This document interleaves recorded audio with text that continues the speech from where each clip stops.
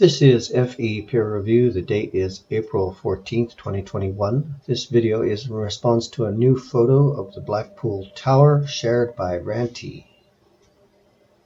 Apparently, Ranty has shown up with a photo of the Blackpool Tower with the mountains behind and is making a bit of a noise about it. He sent it to Conspiracy Cats, and this Saturday they're going to get together to discuss it. Unless Ranty is planning on announcing that he totally agrees with the accepted science of atmospheric refraction and acknowledges it must be accounted for in this kind of observation, unless he then goes on to announce that in analyzing the image under that condition, the image conforms perfectly to the globe Earth model. In short, unless he comes out as accepting the reality that the Earth is a globe, this is old news. I am not a gambler, but I'm ready to make a bet Ranty's not coming out as a globetard this Saturday. I call this old news because 8 months ago, a nearly identical image of the Blackpool Tower with the mountains behind was also making the rounds. Exploring the Plane did a video on it, and I did 2 debug videos about it. I let him know and left a comment to Ranty Flat Earth, as his channel was then called, as well. So Ranty knows all about this observation. He has known for a long time. Anyhow, I figured if they're going to recycle their compost, then I'd do the same.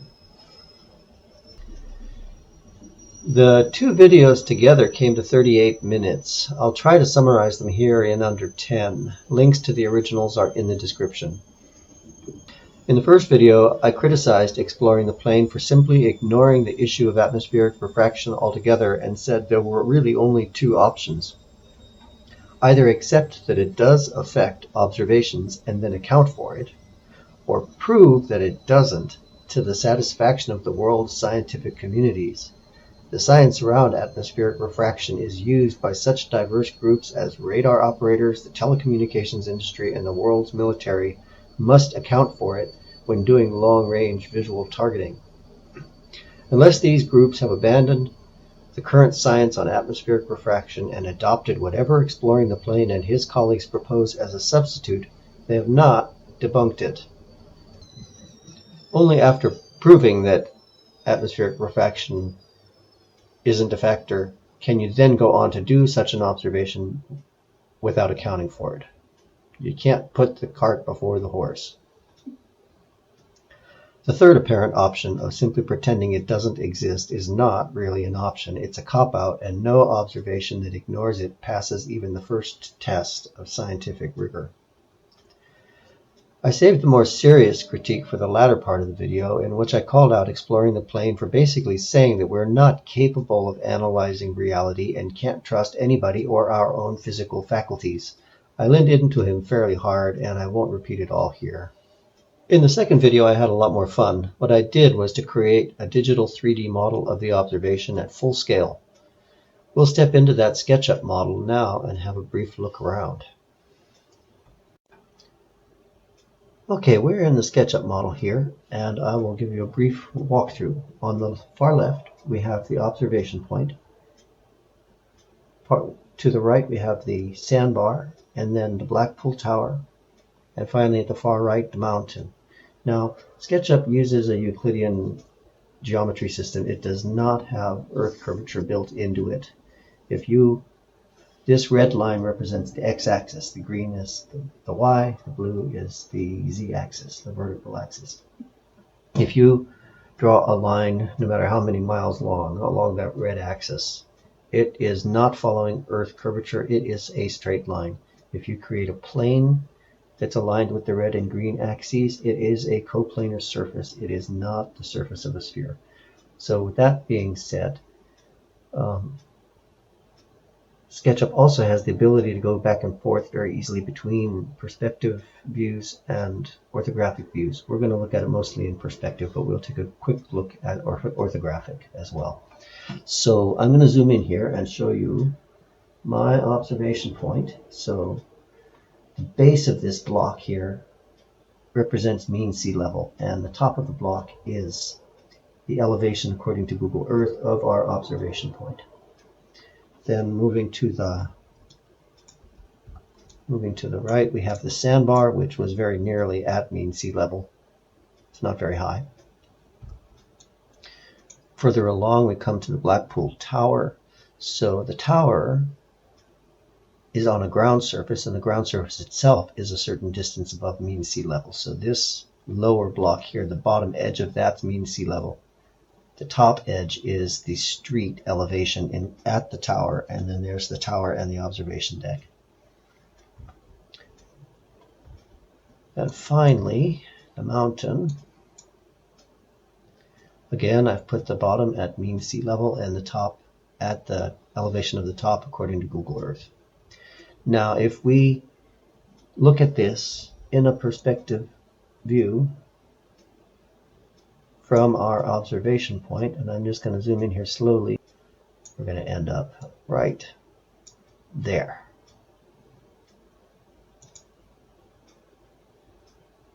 All right, so there we are. We're standing at our observation point. We're looking past the sandbar. We see the base all the way down to mean sea level at the Blackpool Tower, and we see the mountain looming up beyond. That's how these elevations appear in perspective when all of their bases at mean sea level are coplanar on a flat, single straight line. That's a perspective view. Now here we are again, and what I did in that earlier video, and I'll reproduce it fairly quickly here, was we noticed that that view did not match the image. Let me bring up the image. The photograph that Exploring the Plane was working with. We see that the top of the mountain is at the observation point, and we see that this sandbar actually conceals a good chunk of the bottom of the tower, including the street. So what I did was I went into my model, into my SketchUp model, and I'll go back to that perspective view as a reminder, and I moved these vertically.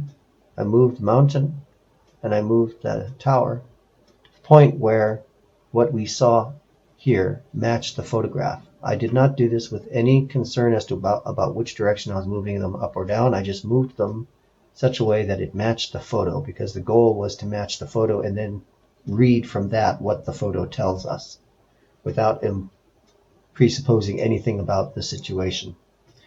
So I'm going to go over here and I'm going to move these objects to the points where they align with how we see them in the photo. The Blackpool Tower came down, and I did all this in the earlier video and in a lot more detail, so I'm kind of rushing through it here just to keep this short. Move the mountain down. Now, if I go back to my perspective view, the top of the mountain is at the elevation of the observation deck, and the bottom of the ground surface at the Blackpool Tower is concealed by the sandbank. Here's the photo: mountain, observation deck, tower, and sandbank. Here's the model. So, having gotten these objects to match both in the distance apart from each other, in their relative heights, and in how they appear to align, all matching that photo, what we find, this is an orthographic view. The dividing line between the gray and the blue is a horizontal straight line. It's a straight line. That's our x-axis, the red axis. I have moved the mountain down.